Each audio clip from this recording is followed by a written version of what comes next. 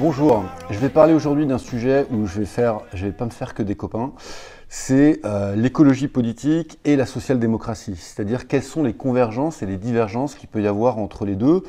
Parce que entre la gauche du gouvernement et l'écologie politique, on voit bien qu'il y a des dissensions, on n'est pas capable de se mettre d'accord sur une candidature commune à l'élection présidentielle. C'est vrai que pourtant, c'est dommage parce que les enjeux environnementaux et les enjeux sociaux, ils n'ont jamais été aussi intenses, aussi prégnants. Et malgré ça, voilà, il y a une compétition mortifère qui s'est engagée entre ces deux ailes de la gauche.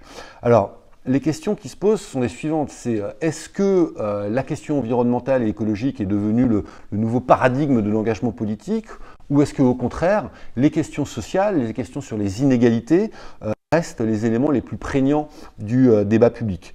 Est-ce qu'il y en a un qui s'impose par rapport à l'autre? Comment on peut articuler les deux?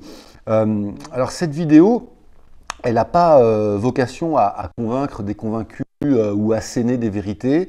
Moi, je m'adresse à celles et ceux qui doutent, qui se posent des questions, qui ne savent pas trop comment appréhender la question et qui sont prêts à accepter que la complexité, ça existe et qu'il faut être souvent dans la nuance. Et je vais essayer d'être très nuancé.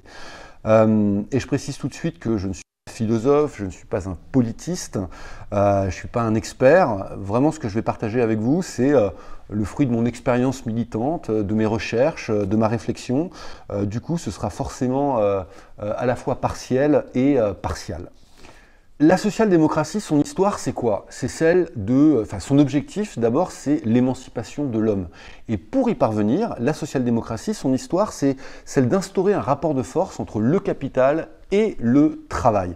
Ça a été toute son histoire depuis le 19e siècle, quand elle est apparue, et tout au long du 20e siècle. C'est comment j'arrive, grâce aux conquêtes ouvrières, aux mobilisations, grâce à l'exercice du pouvoir également, mais comment j'arrive à instaurer un rapport de force entre le capital et le travail pour aller vers davantage de conquêtes sociales pour les travailleurs, des meilleurs revenus, des droits supplémentaires, le droit au repos, des vacances et un modèle social. Mais contrairement au mouvement politique révolutionnaire, la social-démocratie s'est tout de suite placée dans le compromis. Donc c'est pas abattre le capital, c'est instaurer un rapport de force entre le capital et le travail. Donc c'est une vision qui est assez marxiste, mais qui n'est pas révolutionnaire. Mais il y a deux chocs majeurs qui sont venus percuter cette capacité qu'a eu la social-démocratie tout au long du 19e et du 20e siècle à instaurer ce rapport de force entre le capital et le travail. Le premier choc, c'est la mondialisation. Alors la mondialisation, elle n'est pas nouvelle, elle n'est pas récente, elle existe depuis le Moyen-Âge. Mais là, elle a pris une ampleur inégalée. Elle a changé même de nature. Et aujourd'hui, le capitalisme, il est devenu mobile, insaisissable, un peu évanescent. On a du mal à l'appréhender. Et du coup, il a la capacité aujourd'hui à échapper à ce rapport de force que l'on essaye d'instaurer entre le capital et le travail. Parce que si on embête trop le capital, il peut dire « Salut, je m'en vais, je délocalise » ou je bouge, je fais des transferts de fonds massifs. Donc, comme il est complètement évanescent, il peut dire « Je n'accepte plus » le rapport de force que l'on m'impose et il peut se délocaliser. Donc ça, c'est la première difficulté. On a essayé, par exemple, avec la construction de l'Union européenne, où on peut avoir des politiques publiques, qu'elles soient budgétaires, fiscales, économiques, sociales. On peut essayer de faire converger un petit peu tout ça. Mais l'Union européenne, elle n'a pas été créée pour ça. En plus, si on rajoute la révolution néolibérale, avec Thatcher, Reagan, la chute du mur de Berlin, ça a encore accru cette capacité qu'avait le capital à échapper à ce rapport de force avec le social et le travail. Donc c'est une première grosse difficulté. Deuxième difficulté, c'est l'irruption de la question écologique et environnementale. C'est-à-dire que dans le logiciel social-démocrate, qui est un logiciel qui est fondamentalement productiviste, c'est comment je produis de la richesse pour mieux la répartir, pour lutter contre les inégalités, pour financer un modèle social, la question écologique, elle sort complètement de ce radar et de cette manière d'appréhender les problèmes. Du coup, les sociodémocrates ne l'ont pas vu venir et ils n'ont pas su l'intégrer à leur doctrine politique. Et aujourd'hui, il faut bien reconnaître que l'écologie politique, elle propose un récit, une vision, une espérance, un horizon.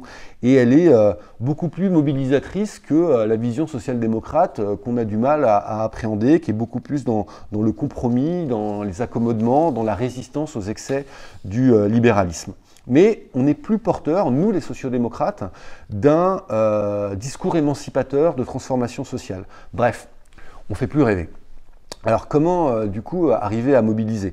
Voilà, moi je pense que la question qui se pose, c'est de savoir si l'écologie politique et la social-démocratie sont compatibles, si il y en a une qui s'impose à l'autre, ou en tout cas dans ces thématiques, et comment on doit hiérarchiser ou pas, ou articuler, hiérarchiser ou articuler la question sociale, la question environnementale et aussi la question démocratique. Alors, il y a 3 éléments majeurs, à mon sens, qui permettent de distinguer écologie politique et social-démocratie. Le premier, c'est une appréhension différente des enjeux. Les sociodémocrates et les écologistes n'appréhendent pas les enjeux de la même manière. Exemple, les écolos, souvent, ils sont sur des mobilisations beaucoup plus locales et verticales que les sociodémocrates, souvent sur un sujet très précis. Et ça marche plutôt pas mal, parce que les gens, ils aiment bien se mobiliser sur des sujets précis. Je prends un exemple, c'est le bio dans les cantines scolaires, c'est se mobiliser contre la construction d'un aéroport, contre un site d'enfouissement de déchets radioactifs. Ça marche bien. Alors que nous, les sociodémocrates, on est souvent sur des mobilisations qui sont un peu plus globales, un peu plus transversales, un peu plus théoriques aussi. Par exemple, la réforme des retraites, le pouvoir d'achat, la lutte contre les inégalités éducatives. Donc c'est plus difficile à appréhender. Mais bon, il ne faut pas croire quand même que les écolos n'ont pas de vision globale, parce que c'est faux, ils en ont une. Mais c'est vrai que eux, leur credo, c'est agir local, penser global. Mais il y a quand même un certain tropisme local qui fait que voilà, ils n'appréhendent pas les sujets de la même manière que nous. Deuxièmement, il y a des façons différentes de militer et des rapports qui sont assez singuliers à l'exercice du pouvoir. Les écolos, ils sont davantage dans l'activisme. Ils ont une culture du consensus, alors que les sociodémocrates sont davantage dans la culture du compromis. Donc activisme et consensus d'un côté, compromis de l'autre. Les écolos vont être plus pour la démocratie directe, alors que nous, les sociodémocrates, on sera davantage sur la démocratie représentative. Eux, on va davantage les retrouver dans les associations et nous, peut-être davantage dans les syndicats ou les partis politiques. Et c'est des résultats qui sont extrêmement concrets, hein, ça, parce que pour les écolos, souvent, il y a une certaine difficulté à s'engager dans la durée. Ils vont, ils viennent, ils scissionnent, alors que nous, chez les sociodémocrates, on est peut-être plus disciplinés, plus structurés, on est des militants avant d'être des activistes. Il y a aussi des difficultés, alors qu'il y a beaucoup de militants écologistes, par exemple pour trouver des candidats. Quand il y a des élections municipales et qu'il faut réunir une liste avec 30 noms, 40 noms, 50 noms, c'est plus difficile d'amener les écolos à s'engager dans le combat politique. Et les écolos, ils sont parfois un petit peu imprévisibles. Comme ils ont un corpus idéologique qui est vachement divers, il y a plein de chapelles chez les écologistes, ils sont souvent assez divisés.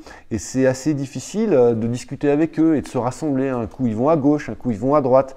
C'est pas toujours très clair et c'est vraiment du vécu ce que je vous raconte. Avec les communistes, par exemple, c'est complètement différent. Parce que les communistes, eux, ils sont très cash. Ils sont très structurés, ils sont super prévisibles et du coup, ils sont extrêmement fiables et c'est des militants de grande valeur sur lesquels on peut compter. Enfin, troisièmement, ce qui nous distingue, c'est une vision finalement assez différente du monde. Les écolos, c'est la nature avant l'homme. Ils sont davantage dans l'utopie, alors que nous, on va être davantage dans le réalisme. Ils ont parfois une vision assez malthusienne et assez décroissante du monde, qui, à mon sens, est fondamentalement anticapitaliste, alors que nous, les sociodémocrates, on n'est pas anticapitaliste. On est pour l'économie de marché, mais une économie de marché sociale et régulée.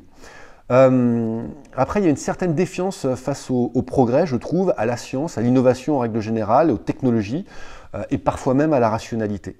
Le travail aussi, conception très différente du travail. Chez les sociodémocrates, le travail, c'est quelque chose de sacré, de fondamental, parce qu'il a une valeur qui est à la fois émancipatrice et socialisatrice. Alors que chez les écolos, c'est moins le cas. On va davantage travailler pour vivre et pas vivre pour travailler. Le travail, pour eux, ce n'est pas une fin en soi, il n'a pas la même valeur que nous, on peut lui accorder. Avec les écolos, il y a aussi des questions dont on a du mal à débattre. Le nucléaire, les OGM, l'industrie, parce que c'est des questions qui chez eux sont fondamentalement identitaires, c'est-à-dire qu'elles sont consubstantielles de leur identité politique et en discuter quelque part, c'est un peu les remettre en cause et ça c'est un problème. Ils ont également un rapport qui est parfois assez ambigu, pas chez tous, hein, une fois de plus, mais chez certains d'entre eux, qui est parfois ambigu aux principes républicains, à la laïcité, ou à la conception qui est la nôtre hein, chez les sociodémocrates, une conception qui est viscéralement universaliste de la condition humaine. Nous, on est fondamentalement universaliste. On va retrouver parfois des écolos dans des conceptions un peu plus réductionnistes, essentialistes. Il y en a qui vont parler de wokisme, c'est pas tout à fait ça, mais voilà, on n'a pas le même rapport à l'universalité, à l'universalisme et aux principes républicains ou à la laïcité. Enfin, chez certains écolos, je trouve qu'il y a parfois une véritable intransigeance, parfois même un obscurantisme et une vraie violence, ça je l'ai expérimenté, hein, la violence notamment sur les réseaux sociaux où on se prend des scuds, on se dit mais attendez, on est copains quand même, on est dans le même camp, et non on s'en prend plein la tête, parce que chez certains écolos, l'écologie c'est vraiment une religion, et donc à partir du moment où vous critiquez, où vous émettez un avis divergent, etc., vous remettez en cause leur religion, et ça peut être assez violent le retour de bâton. Voilà, alors je tiens quand même à nuancer tout ceci parce que je connais de nombreux écolos qui sont constructifs, qui sont universalistes, qui sont ouverts, qui sont prêts au compromis, qui ont une vision globale du monde, qui sont pour la lutte contre les inégalités, des gens avec lesquels on peut vraiment travailler sans aucun problème. Donc voilà, faut pas schématiser. Et en plus, ce que je dis, c'est surtout le cas pour la France, mais ce ne serait pas du tout le cas en Allemagne, par exemple, où ils ont une culture qui est radicalement différente chez les écolos. Mais après, ce qui nous distingue, il y a aussi beaucoup de points qui nous rassemblent, il y a beaucoup de convergences. La première, c'est que la crise écologique, elle renforce les inégalités sociales. Donc ça nous parle. On sait que les pauvres seront toujours les plus impactés par la crise environnementale ou par la crise écologique. On le voit très bien dans la santé. Ceux qui sont le plus victimes de problèmes de santé, de pollution, ça va être les populations les plus vulnérables.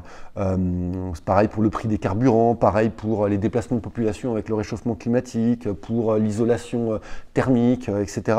On sait très bien que les riches, ils arriveront toujours à s'en sortir, alors que dans les catégories populaires, c'est beaucoup plus compliqué, ils sont beaucoup plus impactés. Par ailleurs, les écolos, ils ont besoin de la crédibilité et du savoir-faire des sociodémocrates. Nous, on n'est peut-être pas sexy, on fait peut-être pas toujours rêver, mais on est sérieux, on sait mener des campagnes et on sait exercer le pouvoir. On a également besoin, nous les sociodémocrates, des écologistes, parce que on a besoin de se réinventer dans nos pratiques militantes. Et les écolos, ils sont vachement forts pour ça. Alors, ils sont pénibles, ils nous agacent, ils nous irritent, on ne comprend pas toujours ce qu'ils veulent, etc. Mais ils nous font du bien parce qu'ils nous obligent à voir les choses différemment, à avoir de nouvelles pratiques militantes, à modifier la façon dont on va exercer le pouvoir. Ils font beaucoup de bien, quoi. C'est vachement frais. Moi, j'ai vachement aimé faire campagne avec eux parce que voilà, c'était quelque chose de nouveau et ils nous bousculaient un petit peu et c'est très bien d'être bousculé. Donc voilà, on a énormément de thèmes et de combats communs à mener et moi, je suis sûr qu'on peut se rassembler. Mais qu'est-ce qu'on fait aujourd'hui concrètement, du coup ? Moi, je pense que les sociodémocrates sont les plus à même de prendre le leadership à gauche parce qu'on est plus crédible, je l'ai dit, on a une vision plus globale des enjeux, etc. Et surtout parce que je pense qu'on est les mieux placés pour éviter la rupture avec les milieux populaires. Moi, il y a un truc qui me fait très peur, c'est que parfois les écolos, ils ont des discours où ils ne tiennent pas suffisamment compte de ce que ça peut provoquer dans les milieux populaires. Où ils se disent, mais attendez, quand on va augmenter le prix du carburant, ok, la taxe carbone, ok, etc. Et je n'ai pas dit que j'étais contre, mais ça peut en inquiéter certains. Et on peut donner des consignes où les écolos peuvent dire des choses qui vont heurter les milieux populaires et qui vont se dire du coup, non, les écolos, c'est pas pour moi, l'écologie, c'est pas pour moi, c'est pas mon horizon de temps, moi ma priorité c'est d'arriver à bouffer. Et je pense que nous, les sociodémocrates, on a cette capacité à amener les milieux populaires à l'écologie et à les éveiller davantage par rapport à la crise environnementale. Ça, j'en suis intimement convaincu, et éviter tout risque de rupture qui pourrait y avoir entre les milieux populaires et l'écologie qui est absolument fondamentale aujourd'hui et qu'on doit intégrer dans nos politiques publiques. Mais il faut aussi reconnaître que sur le plan politique et médiatique, c'est les écolos qu'on le vend en poupe, c'est pas nous. C'est eux qui sont en position de force. Et d'ailleurs, ils attirent beaucoup plus les jeunes que nous. La force des écolos, c'est qu'ils ont un récit, ils ont une vision. Sauver la planète. Bah ouais, ça fait envie quoi de sauver la planète. Nous, les sociodémocrates, on n'a plus véritablement, avec les entreprises, je parle de plateforme de positionnement. C'est-à-dire quelle est ma vision, quelle est ma mission et quelle est ma promesse. C'est beaucoup plus flou chez nous. On ne sait plus trop à quoi on sert, on n'a pas tellement de récit à proposer. Pourtant c'est dommage parce que la candidature d'Anne Hidalgo par exemple, qui est la candidate des socialistes dont je fais partie, elle est super bien positionnée parce que moi je trouve qu'elle rassemble parfaitement, elle a un super point d'équilibre entre l'écologie d'un côté et le social de l'autre. Mais en même temps elle est en difficulté, elle décolle pas dans les sondages, elle n'imprime pas, elle est peu connue, c'est pas forcément la meilleure oratrice qui soit, bref. Ça ne fait pas rêver pour l'instant. Et en plus, elle est renvoyée systématiquement au bilan de François Hollande et de la gauche de gouvernement, qui selon moi était très bon, et moi je l'assume, le bilan de Hollande, mais peu le font dans notre famille politique. On est très peu, y compris au sein du PS, à défendre le bilan de Hollande. On a plutôt tendance à s'auto-flageller, et je trouve que c'est une erreur stratégique. Si on veut renouer avec les Français, si on veut arrêter la caricature, il faut absolument défendre ce bilan. La priorité, à mon sens, pour les sociodémocrates et pour le PS, c'est de redéfinir notre plateforme de positionnement, cette vision, mission, promesse, et notre offre politique, avec une vraie vision d'avenir et une vision qui soit crédible, réaliste et vraiment mobilisatrice. Ça va prendre du temps, mais c'est la priorité. À court terme, malheureusement, je pense que c'est plié, qu'on ne va pas y arriver et qu'on va avoir du mal à rassembler pour la présidentielle la gauche et l'écologie politique et que ni Jadot ni Hidalgo ne vont se retirer. Surtout Jadot d'ailleurs, parce qu'il l'a déjà fait en 2017, il s'est retiré derrière Benoît Hamon. Donc là, il considère que c'est son tour et honnêtement, il n'a pas complètement tort. Et puis de toute manière, 1 plus 1, ça n'a jamais fait 2 en politique. C'est pas en réunissant les écolos et les sociodémocrates que l'on va gagner. Je trouve qu'on est trop faibles, tous, et eux et nous. Et Hollande, il l'a très bien expliqué, il dit c'est la force qui fait l'union, c'est pas l'union qui fait la force. Et je trouve que cette phrase, elle est très très juste. Et moi, si je devais synthétiser, je dirais que la division de la gauche et de l'écologie aujourd'hui, c'est pas la cause de notre faiblesse, c'en est plutôt le symptôme. C'est parce que nous sommes faibles que nous sommes divisés, c'est pas parce que nous sommes divisés que nous sommes faibles. Mais imaginons que nous nous rassemblions. Moi j'aimerais bien, et je crois que ce serait quand même une bonne chose de le faire, parce que ça permettrait peut-être pas d'aller au second tour, mais en tout cas ce serait un bon signe que l'on donnerait. Moi je pense qu'il faut quand même le faire, et j'espère qu'en janvier ou février, soit Hidalgo, soit Jadot se retirera au profit de l'autre en fonction des dynamiques politiques que l'on constatera.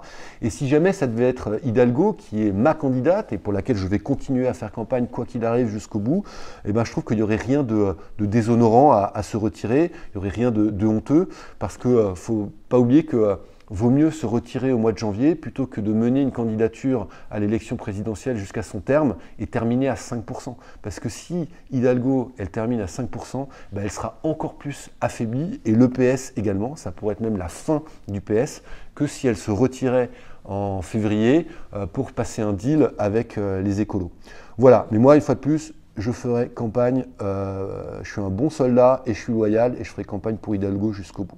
J'espère juste qu'on sera moins con pour les élections législatives et que là, on saura se rassembler écologistes et sociodémocrates, gauche de gouvernement, parce que c'est un enjeu qui est vraiment essentiel. C'est une question de survie et puis c'est surtout une question fondamentale si on veut renouer avec l'avenir et proposer une espérance à nos électeurs. Voilà, désolé, j'ai été trop long, merci, n'hésitez pas à commenter et à très bientôt. Ciao.